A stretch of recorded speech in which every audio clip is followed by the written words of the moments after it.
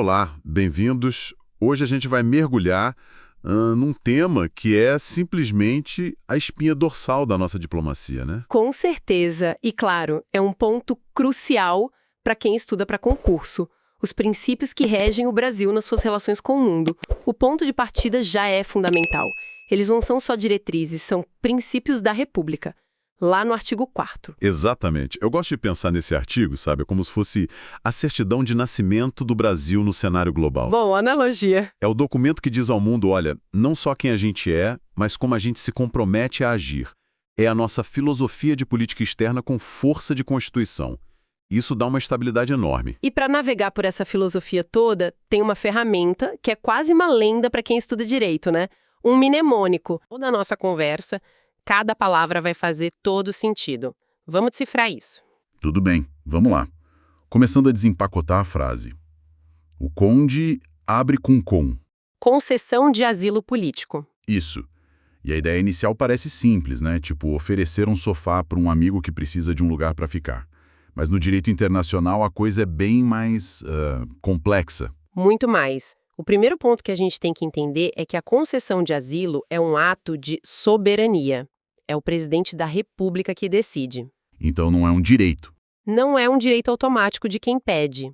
A palavra-chave aqui é discricionariedade. O Brasil pode conceder, mas ele não é obrigado a isso. É uma decisão, no fim das contas, política. E essa decisão tem limites, imagino. Não é qualquer pessoa que pode chegar aqui e pedir esse abrigo, certo? Por exemplo, se alguém cometeu um latrocínio e foge para cá, ele pode alegar perseguição e conseguir asilo? Ótima pergunta. E ela vai direto no ponto que as bancas de concurso adoram. A resposta é um sonoro não. Não pode, não pode. O asilo não pode ser dado em duas situações principais. A primeira, se a perseguição for, na verdade, um processo legítimo por um crime de direito comum, como esse latrocínio do exemplo. Exato. O asilo protege contra perseguição política, de opinião, e não para fugir da lei penal de outro país. E a segunda situação é se a pessoa cometeu atos contrários aos princípios da ONU. Pense em genocídio, crimes de guerra. Então, aquela afirmação clássica de prova, o Brasil concede asilo independentemente da natureza do crime, é uma armadilha. É a pegadinha perfeita. A natureza do ato é, na verdade, o centro da decisão. O Brasil quer proteger dissidentes políticos e não virar um refúgio para criminosos comuns. Tá, mas a coisa fica ainda mais interessante. Digamos que a pessoa conseguiu o asilo. Ela está aqui no Brasil, protegida. Só que aí, o país de origem dela pede a extradição. Por outro crime, talvez. Isso. Uma coisa anula a outra, o asilo é um escudo que impede a extradição. Essa é uma dúvida que gera muita confusão, mas o STF já pacificou isso. A resposta é, a concessão de asilo não impede a extradição. Ah, não impede? Não. São institutos jurídicos diferentes, com análise e requisitos diferentes. O Supremo vai analisar o pedido de extradição com base nos critérios dele, que estão lá no Estatuto do Estrangeiro, nos tratados. O fato de a pessoa ser asilada é um elemento do contexto, claro. Mas não é um veto automático. Entendido. Agora, fechando a primeira palavra, o D de conde nos leva à defesa da paz. Isso soa um pouco vago. O que significa na prática? Significa que o Brasil tem uma dupla obrigação. Por um lado, uma obrigação que a gente pode chamar de negativa, a de não iniciar conflitos, de não ser o agressor. A nossa Constituição repudia a guerra de conquista. Ok, não começar a briga. Isso. E, por outro lado, tem a obrigação positiva, a de atuar ativamente para promover a paz. Não é só uma postura passiva de não arrumo confusão. É uma postura ativa de eu ajudo a resolver a confusão dos outros. E como a gente vê essa postura ativa? Tem algum exemplo prático disso? Sem dúvida. A participação do Brasil em missões de paz da ONU é a materialização perfeita desse princípio. Pense na liderança brasileira na MINUSTAH, a missão de estabilização no Haiti. Lembro bem. Pois é.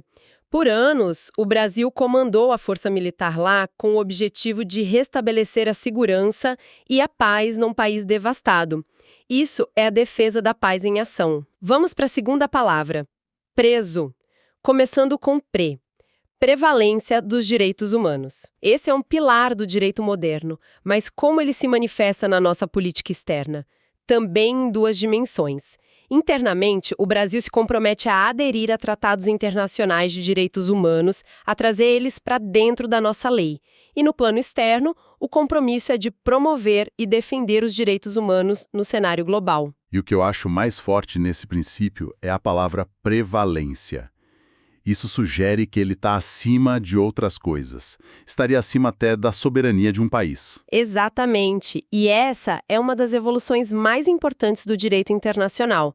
A soberania de um Estado não é mais um cheque em branco para ele fazer o que quiser com a população dele. Não é mais um poder absoluto. De forma alguma.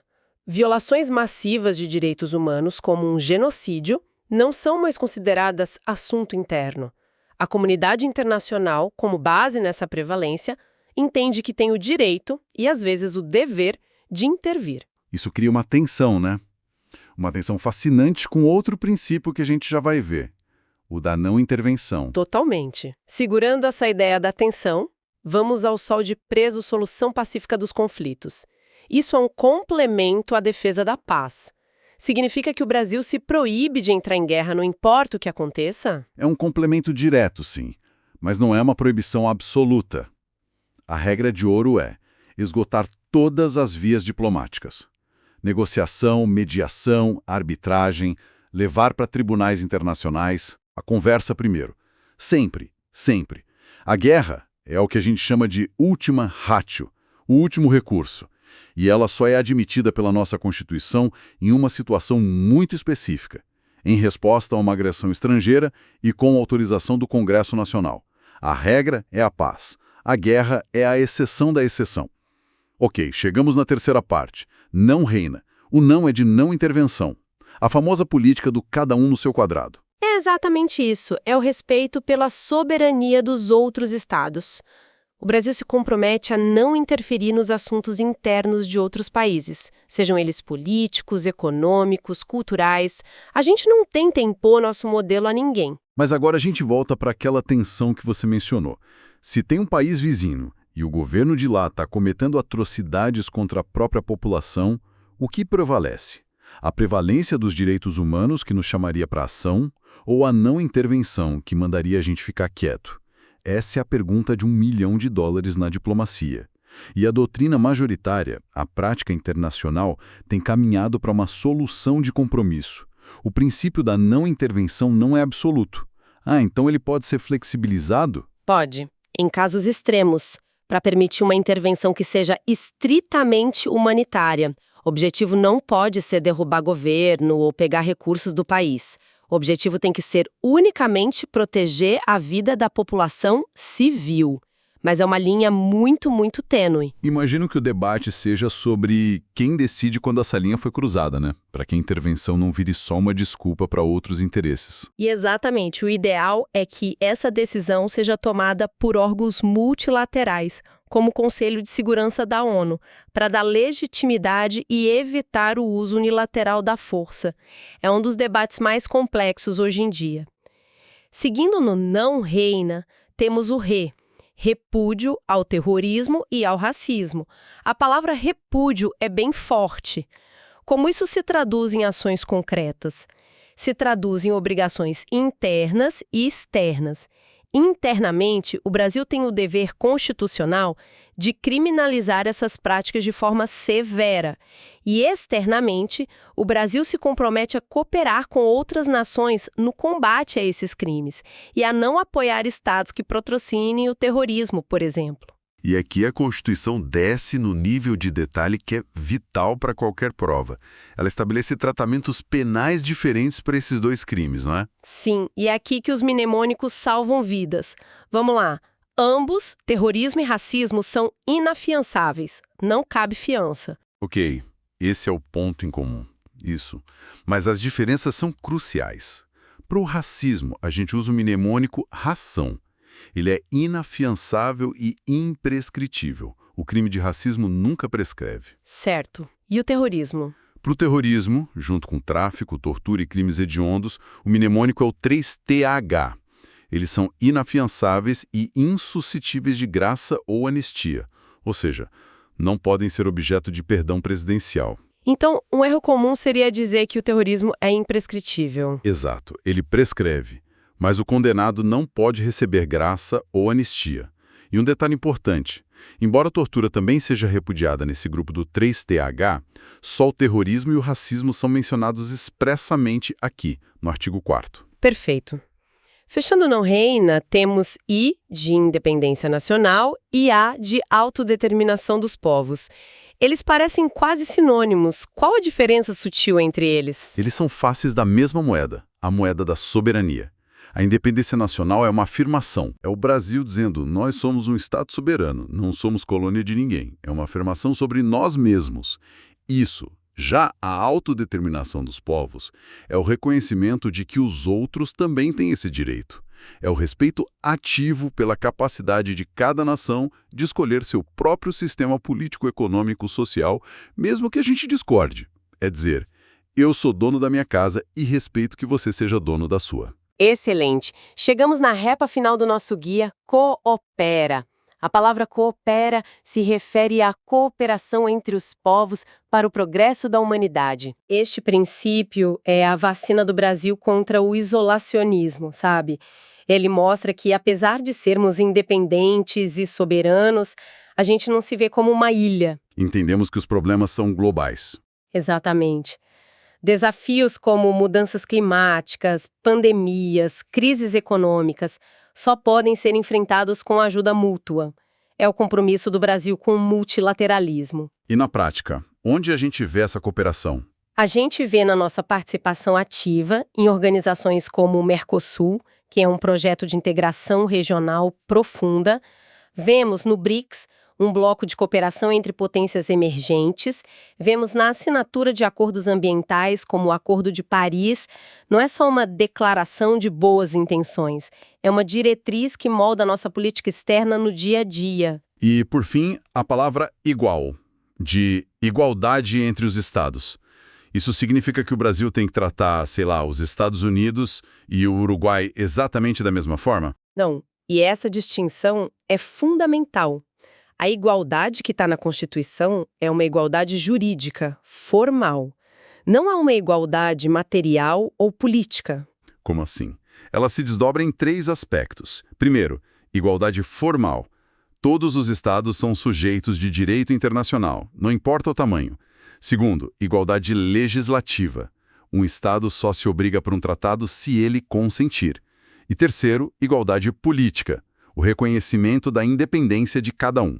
Mas, na prática, quando a gente olha para o Conselho de Segurança da ONU com poder de veto só para 5 países, essa igualdade parece bem distante. Com certeza.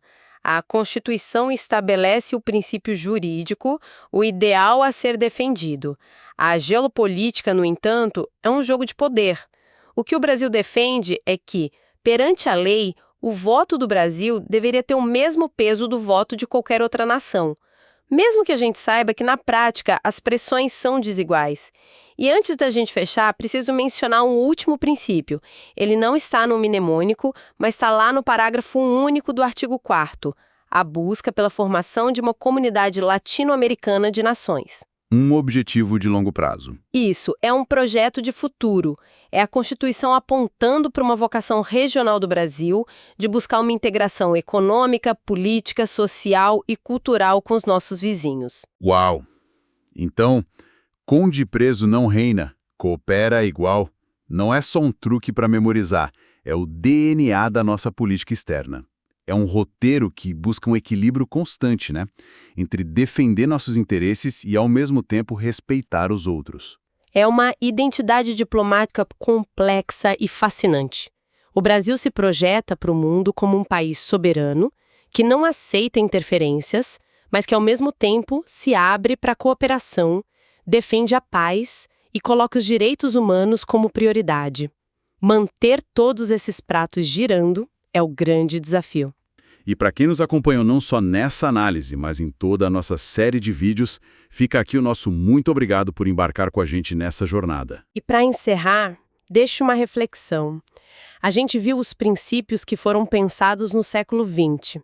Agora, como o Brasil deveria aplicar essa bússola para navegar crises do século XXI, que não são guerras tradicionais? Pense numa ciberguerra, em disputas pela soberania de dados ou numa futura pandemia. Qual princípio deveria prevalecer quando a não intervenção chocar com a cooperação para o progresso da humanidade no mundo digital? Fica a reflexão. Se este conteúdo te ajudou nos seus estudos para concursos públicos, aproveite e assista agora a outros vídeos de nosso canal. Aqui você encontra material gratuito, dicas de estudo e conteúdos atualizados para concursos públicos. Inscreva-se no canal, ative o sininho para não perder nenhuma aula, compartilhe com outros concurseiros e deixe seu comentário com dúvidas ou sugestões. Pode Passar Cast. Conteúdo certo para quem estuda para passar em concurso público.